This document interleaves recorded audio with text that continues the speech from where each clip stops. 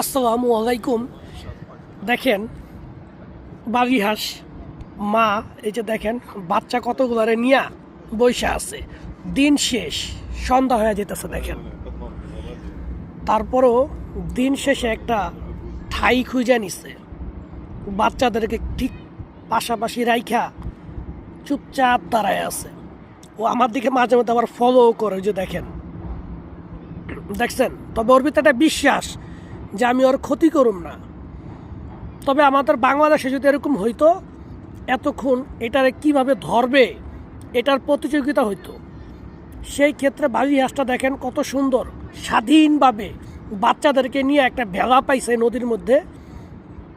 সেই ভেলার মধ্যে এমন একটা জায়গার মধ্যে বসবাস করতেছে যেখানে আর কি এই যে নদীর শ্যাওলা আছে, এই যে দেখেন এগুলাই আর কি যে পানা ঠানা আছে, এগুলাই ওই যে বাচ্চাগুলা খায়,